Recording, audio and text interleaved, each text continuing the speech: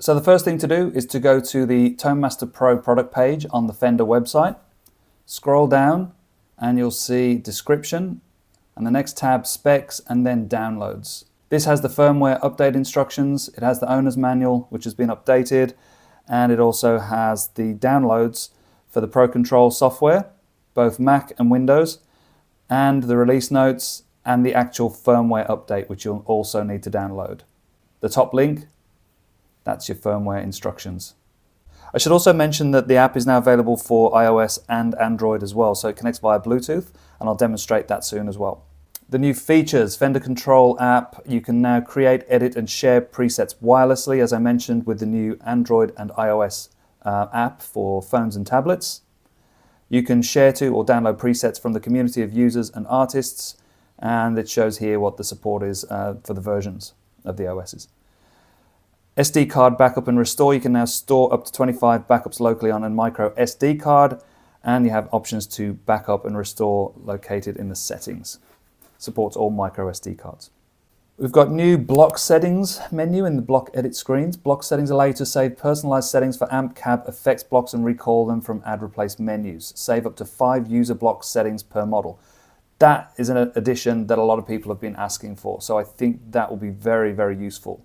EXP Live Mode, when enabled, the preset reads the current position of the expression pedal on preset change, useful for global volume by adding a volume pedal block to each preset. There's a new third-party IR speaker impedance curve, so you can change and match it to your third-party IR. Global EQ and mixer foot switch control now implemented. Parameter levels displayed on scribble strips and faders can be controlled from foot switch encoders. Okay, not sure what that means. External cab option added to standalone cabinet list. Allows use of ToneMaster Pro amp models sent to an external cabinet or IR in the door.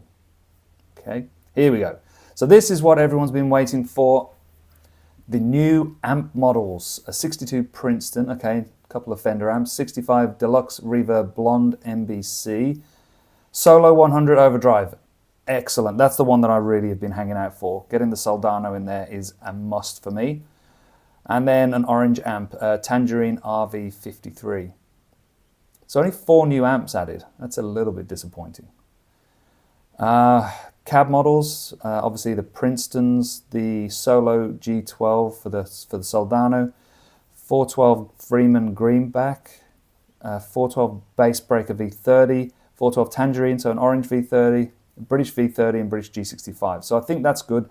They've added some new cab models that I think will be very useful.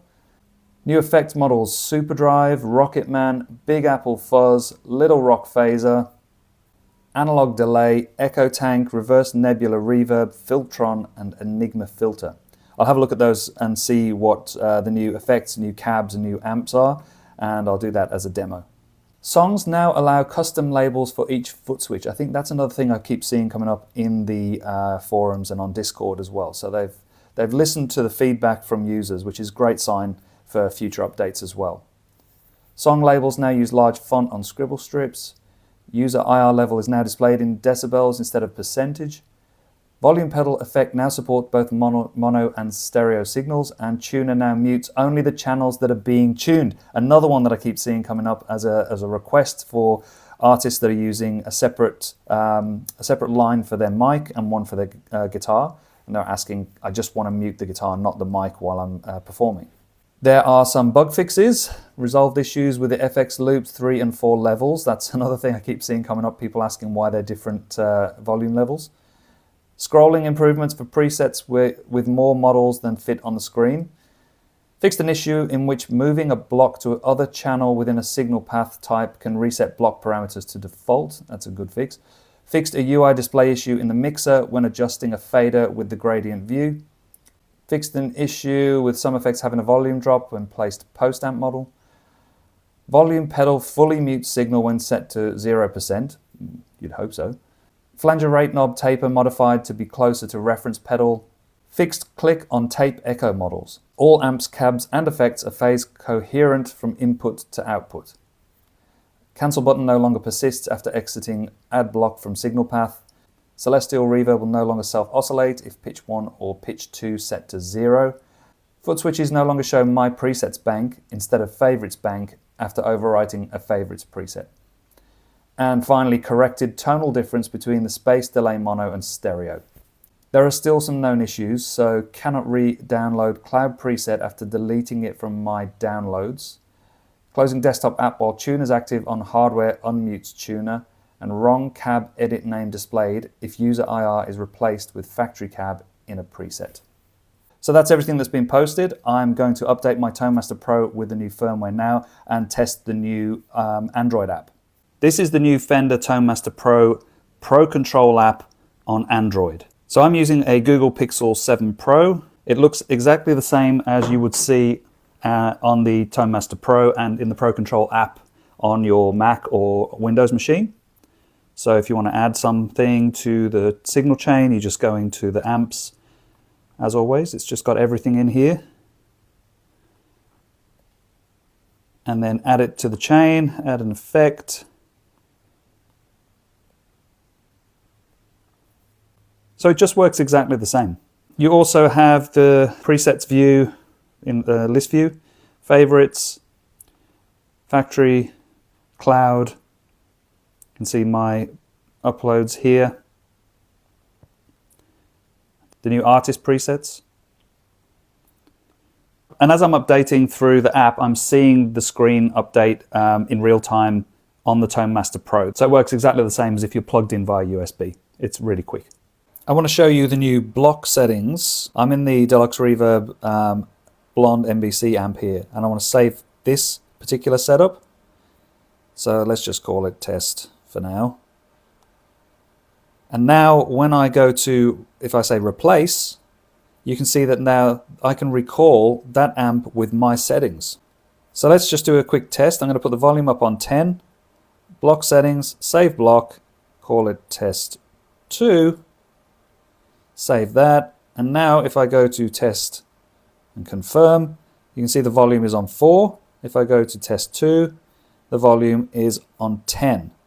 I'm going to check if I can change the cabinet mics as well. Let's change that to an SM7B, and we'll put it just somewhere different. Save that. Oh, sorry.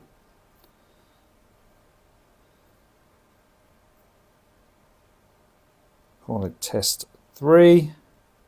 And now let's see what happens. So original test. Yep, that's with the SM57. Test 3, and now we have the SM7B on the cone. So pretty cool. You can just recall amp settings and mic settings as preset favorites.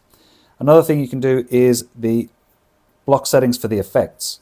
So you might have a particular set of effects settings you want to save. Let's put the time at max or something and the mix all the way up. Save it as delay 1, save, terrible name, I know. And now we can see that that has also been saved. So delay 1 has this setting, and then if we wanted to put it on minimum and the mix low, we could then save that as delay 2. And now we can switch between delay 1 and delay 2. And I believe you can save up to 5 for each block. That's a really nice addition. People who use iPads for live shows, I think they'll appreciate this update. Also, if you just can't be bothered to plug it into your laptop, it's nice to just turn this on, switch your phone on, make some changes, and maybe save to the cloud or back up your presets, because that's another thing you can do from here is do your backup to the cloud.